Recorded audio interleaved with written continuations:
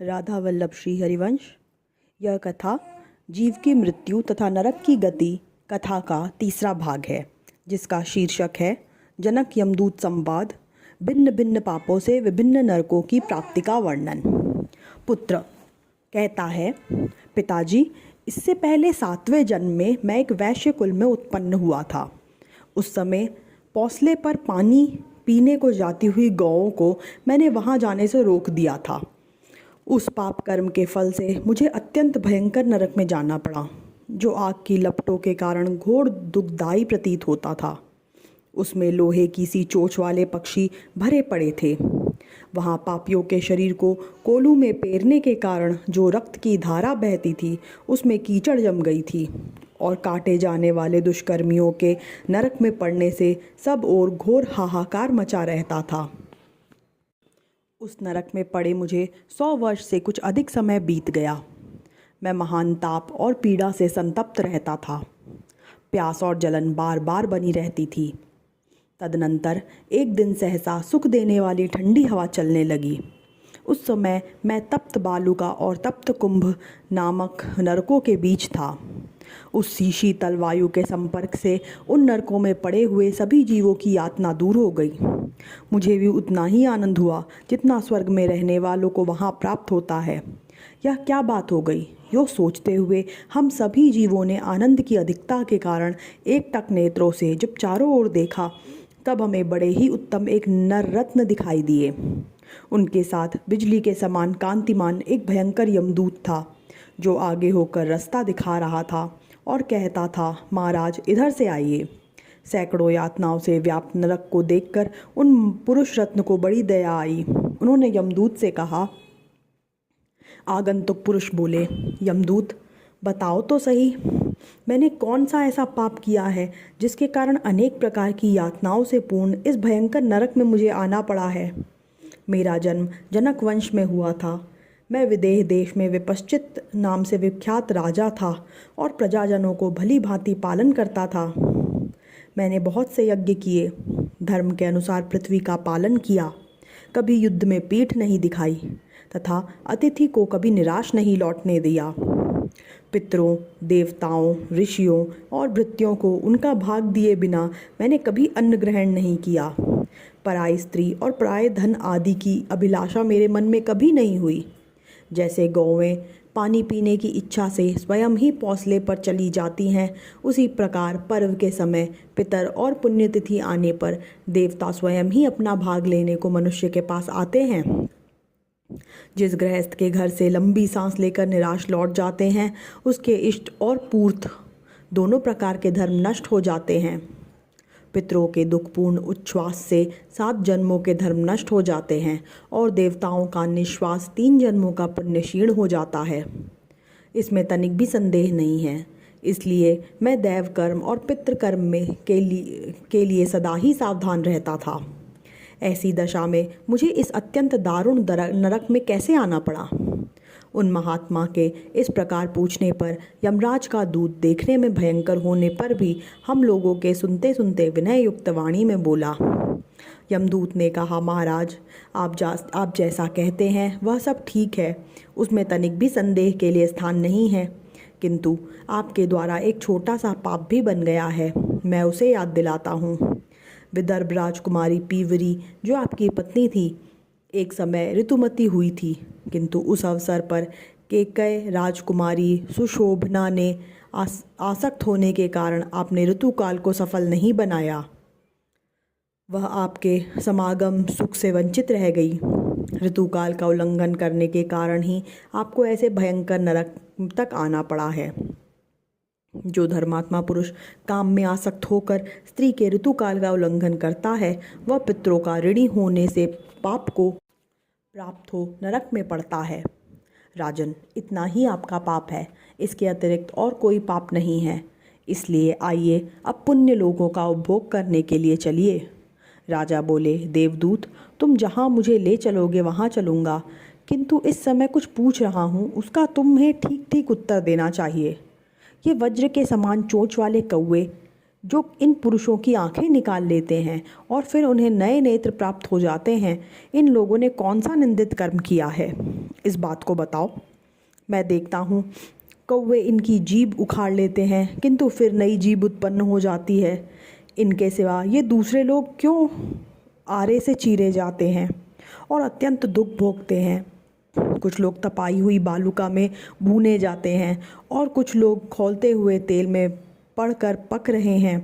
लोहे समान चोंच वाले पक्षी जिन्हें नोच नोच कर खींच रहे हैं, वे कैसे लोग हैं। ये बेचारे शरीर की नस नाड़ियों के कटने से पीड़ित हो बड़े ज़ोर ज़ोर से चीखते और चिल्लाते हैं। लोहे की चोंच की आघात से इनके सारे अंगों में घाव हो गया है, जिससे इन्हें बड़ा कष्ट होता है। इन्होंने ऐसा कौन सा अनिष्ट किया है जिसके कारण ये रात दिन सताए जा रहे हैं। ये तथा और भी जो पापियों की यातनाएं देखी जाती हैं, वे किन कर्मों के परिणाम हैं, ये सब बातें मुझे पूर्ण रूप से बतलाओ। यमदूत ने कहा, राजन, मनुष्य को पुण्य और पाप बारी बारी से भोगने पड़ते हैं। भोगने से ही पाप अथवा पुण्य का क्षय होता है। लाखों जन्मों में संचित पुण्य और पाप मनुष्यों के लिए दुख सुख का अंकुर उत्पन्न करते हैं। जैसे बीज जल की इच्छा करते हैं, उसी प्रकार पुण्य और पाप देश काल अन्य अन्य कर्म और कर्ता की अपेक्षा करते हैं। जैसे राह चलते समय कांटे पर पैर पड़ जाने से उसके चुभने पर थोड़ा दुख होता है, उसी प्रकार किसी भी देश काल में किया हुआ थोड़ा पाप थोड़े दुख का कारण होता है। किंतु वही पाप जब बहुत अधिक मात्रा में हो जाता है, तब पैर में शूल अथवा लोहे की कीड़ गड़ने के कारण अधिक दुख प्रदान करता है। सिर दर्द आदि दुस्सह रोगों का कारण बनता है। जैसे अपथ्य भोजन और सर्दी गर्मी का सेवन श्रम और ताप आदि का जनक होता है, उसी प्रकार भिन्न भिन्न पाप भी फल की प्राप्ति कराने में एक दूसरे की अपेक्षा रखते हैं। ऐसे ही बड़े बड़े पाप दीर्घ काल तक रहने वाले रोग और विकारों के उत्पादक होते हैं। उन्हीं से शस्त्र और अग्नि का भय प्राप्त होता है। वे ही असह्य पीड़ा और बंधन आदि फल प्रदान करते हैं। इस प्रकार जीव अनेक जन्मों के संचित पुण्य और पापों के फलस्वरूप सुख और दुखों को भोगता हुआ इस लोक में स्थित रहता है। राजन, जैसे नरकों में पड़े हुए जीव अपने घोर महापाप का फल भोगते हैं, उसी प्रकार ये स्वर्ग लोक में देवताओं के साथ रहकर गंधर्व सिद्ध और अप्सराओं के संगीत आदि का सुख उठाते हुए पुण्यों का उपभोग करते हैं। देवता, मनुष्य और पशु पक्षियों की योनि में जन्म लेकर जीव अपने पुण्य पाप जनित सुख दुख रूप शुभ अशुभ फलों को भोगता है। राजन, आप जो यह पूछ रहे हैं कि किस किस पाप से पापियों को कौन कौन सी यातनाएं मिलती हैं, वह सब मैं आपको बतला रहा हूँ। जो नीच मनुष्य कामना और लोभ के वशीभूत हो, दूषित दृष्टि एवं कलुषित चित्त से पराई स्त्री और पराय धन पर आंखें गड़ाते हैं, उनकी दोनों आंखों का यह वज्रतुल्य चोंच वाले पक्षी निकाल लेते हैं और पुनः पुनः इनके नए नेत्र उत्पन्न हो जाते हैं। इन पापी मनुष्यों ने जितने निमेष तक पाप पूर्ण दृष्टिपात किया है, उतने ही 1000 वर्षों तक ये नेत्र की पीड़ा भोगते हैं। जिन लोगों ने असत शास्त्र का उपदेश किया है तथा किसी को बुरी सलाह दी है, जिन्होंने शास्त्र का उल्टा अर्थ लगाया है, मुंह से झूठी बातें निकाली हैं तथा वेद, देवता, ब्राह्मण और गुरु की निंदा की है, उन्हीं की जीवा को ये वज्रतुल्य चोंच वाले भयंकर पक्षी उखाड़ते हैं और वह जीवा की नई नई उत्पन्न होती रहती है। जितने निमेष तक उनके द्वारा जिह्वा जनित पाप हुआ होता है, उतने वर्षों तक उन्हें यह कष्ट भोगना पड़ता है। जो नराधम 2 मित्रों में फूट डालते हैं, पिता पुत्र में, स्वजनों में, यजमान और पुरोहित में, माता और पुत्र में, संगी साथियों में तथा पति और पत्नी में वैर डालते हैं, वे ही ये ओर से आरे से चीरे जाते हैं। आप इनकी दुर्गति देखिए। जो दूसरों का ताप देते, उनकी प्रसन्नता में बाधा पहुंचाते, पंखे, हवादार स्थान, चंदन और खस की टट्टी आदि का अपहरण करते हैं तथा निर्दोष व्यक्तियों को भी प्राणांतक कष्ट पहुंचाते हैं, वे ही ये अधम पापी हैं जो तपाई हुई बालू में पड़कर कष्ट भोगते हैं। जो ब्राह्मण किसी देव कार्य या पितृ कार्य में दूसरे के द्वारा निमंत्रित होकर भी दूसरे किसी के यहाँ श्राद्ध भोजन कर लेता है, उसके यहाँ आने पर ये पक्षी 2 टुकड़े कर डालते हैं। जो अपनी अनुचित बातों से साधु पुरुषों के मर्म पर आघात पहुंचाता है, उसको ये पक्षी अत्यंत पीड़ा देते हैं। इन्हें ऐसा करने से कोई रोक नहीं सकता। जो झूठी बातें कहकर और विपरीत धारणा बनाकर किसी की चुगली खाते हैं, उनकी जीवा के इस प्रकार तेज किए हुए छुरों से 2 टुकड़े कर दिए जाते हैं। जिन्होंने उद्दंडतावश माता, पिता तथा गुरुजनों का अनादर किया है, वे ही ये पीप, विष्ठा और मूत्र से भरे हुए गड्ढों में नीचे मुख करके डुबाए जा रहे हैं। जो लोग देवता, अतिथि, अन्य प्राणी, भृत्यवर्ग, अभ्यागत, पितर, अग्नि तथा पक्षियों को अन्न का भाग दिए बिना ही स्वयं भोजन कर लेते हैं, वे ही दुष्ट यहाँ पीप और गोंद चाट कर रहते हैं। उनका शरीर तो पहाड़ के समान विशाल होता है, किंतु मुख सुई की नोक के बराबर होता है। देखिए, ये वही लोग हैं। जो लोग ब्राह्मण अथवा किसी अन्य वर्ण के मनुष्य को एक पंक्ति में बिठाकर भोजन में भेद करते हैं, उन्हें यहाँ विष्ठा खाकर रहना पड़ता है। जो लोग एक समुदाय में साथ साथ आए हुए अर्थार्थी मनुष्य को निर्धन जानकर छोड़ देते और अकेले अपना अन्न भोजन करते हैं, वे ही यहाँ थूक और खंखार भोजन करते हैं। राजन, जिन लोगों ने झूठे हाथों से गौ, ब्राह्मण और अग्नियों का स्पर्श किया है, उन्हीं में से ये लोग यहाँ मौजूद हैं जो जलते हुए लोहे के खंभों पर हाथ रखकर उन्हें चाट रहे हैं। जिन्होंने स्वेच्छापूर्वक झूठे मुंह होकर भी सूर्य, चंद्रमा और तारों पर दृष्टिपात किया है, उनकी आंखों में आग रखकर यमराज के दूत उसे धौंकते हैं। गौ, अग्नि, माता, ब्राह्मण, ज्येष्ठ भ्राता, पिता, बहन, कुटुंब की स्त्री, गुरु तथा बड़े बूढ़ों का जो पैरों से स्पर्श करते हैं, उनके दोनों पैर यहाँ आग में तपाई हुई लोहे की बेड़ियों से जकड़ दिए जाते हैं और उन्हें अंगारों के ढेर में खड़ा कर दिया जाता है। उसमें उनके पैर से लेकर घुटने तक का भाग जलता रहता है। जो नराधम अपने कानों से गुरु, देवता, द्विज और वेदों की निंदा सुनते हैं और उसे सुनकर प्रसन्न होते हैं, उन पापियों के कानों में ये यमराज के दूत आग में तपाई हुई लोहे की कीलें ठोक देते हैं। विलाप करने पर भी उन्हें छुटकारा नहीं मिलता। जो लोग क्रोध और लोभ के वश में होकर पौंसले, देव मंदिर, ब्राह्मण के घर तथा देवालय के सभा भवन तुड़वाकर नष्ट करा देते हैं, उनके यहाँ आने पर ये अत्यंत कठोर स्वभाव वाले यमदूत इन तीखे शस्त्रों से शरीर की खाल उधेड़ देते हैं। उनके चीखने चिल्लाने पर भी ये दया नहीं करते। जो मनुष्य गौ, ब्राह्मण तथा सूर्य की ओर मुँह करके मलमूत्र का त्याग करते हैं, उनकी आंतों को कौवे गुदा मार्ग से खींचते हैं।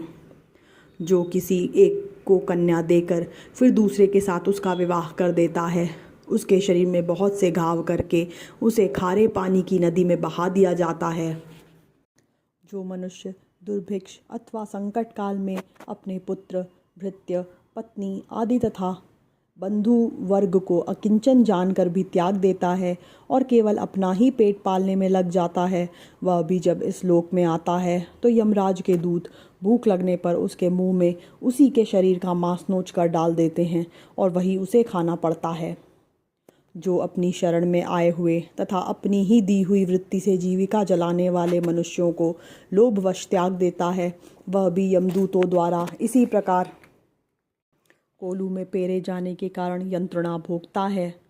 जो मनुष्य अपने जीवन भर के किए हुए पुण्य को धन के लोभ से बेच डालते हैं, वे इन्हीं पापियों की तरह चक्कियों में पीसे जाते हैं। किसी की धरोहर हड़प लेने वाले लोगों के सब अंग रस्सियों से बांध दिए जाते हैं और उन्हें दिन रात कीड़े, बिच्छू तथा सर्प काटते खाते हैं। जो पापी दिन में मैथुन करते हैं और पराई स्त्री को भोगते हैं, वे यहाँ भूख से दुर्बल रहते हैं। प्यास की पीड़ा से उनकी जीभ और तालू गिर जाते हैं और वे वेदना से व्याकुल हो जाते हैं। यह देखिए, सामने लोहे के बड़े बड़े कांटों से भरा हुआ सेमर का वृक्ष खड़ा है। इस पर चढ़ाए हुए पापियों के सब अंग विदीर्ण हो गए हैं और अधिक मात्रा में गिरते हुए खून से ये लथपथ हो रहे हैं। नरश्रेष्ठ, इधर दृष्टि डालिए, ये पराई स्त्रियों का सतीत्व नष्ट करने वाले लोग हैं। जो उदंड मनुष्य गुरु को नीचे बिठाकर और स्वयं ऊंचे आसन पर बैठकर अध्ययन करता अथवा शिल्पकला की शिक्षा ग्रहण करता है, वह इसी प्रकार अपने मस्तक पर शिला का भारी भार ढोता हुआ क्लेश पाता है। यमलोक के मार्ग में वह अत्यंत पीड़ित एवं भूख से दुर्बल रहता है और वह इसी प्रकार अपने मस्तक पर शिला का भारी भार ढोता हुआ क्लेश पाता है। यमलोक के मार्ग में वह अत्यंत पीड़ित एवं भूख से दुर्बल रहता है और उसका मस्तक दिन रात बोझ ढोने की पीड़ा से व्यथित होता रहता है। जिन्होंने जल में मूत्र, थूक और विष्ठा का त्याग किया है, वे ही लोग इस समय थूक, विष्ठा और मूत्र से भरे हुए दुर्गंध युक्त नरक में पड़े हैं। ये लोग जो भूख से व्याकुल होने पर एक दूसरे का मांस खा रहे हैं, इन्होंने पूर्व काल में अतिथियों को भोजन दिए बिना ही भोजन किया है। जिन लोगों ने अग्निहोत्री होकर भी वेदों और वैदिक अग्नियों का परित्याग किया है, वे ही ये पर्वतों की चोटी से बारंबार गिराए जाते हैं। जो लोग दूसरी बार ब्याही जाने वाली स्त्री के पति होकर जीवन बिता चुके हैं, वे ही इस समय यहाँ कीड़े हुए हैं, जिन्हें चींटियाँ खा रही हैं।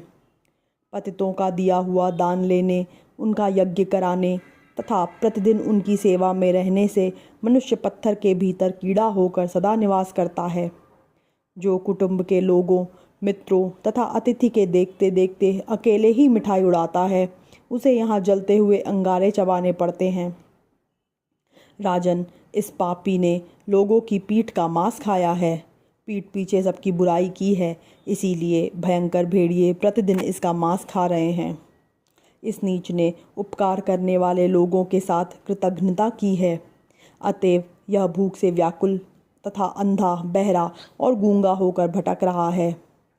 इस खोटी बुद्धि वाले कृतघ्न ने अपने मित्रों की बुराई की है, इसीलिए यह तप्तकुंभ नरक में गिरा है।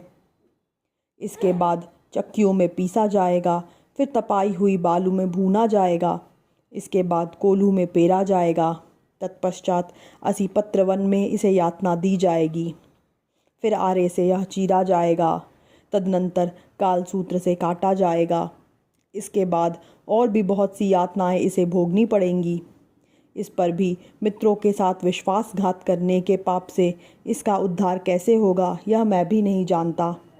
जो ब्राह्मण एक दूसरे से मिलकर सदा श्राद्धान भोजन करने में ही आसक्त रहते हैं, उन्हें दुष्ट सर्पों के सर्वांग से निकला हुआ फेन पीना पड़ता है।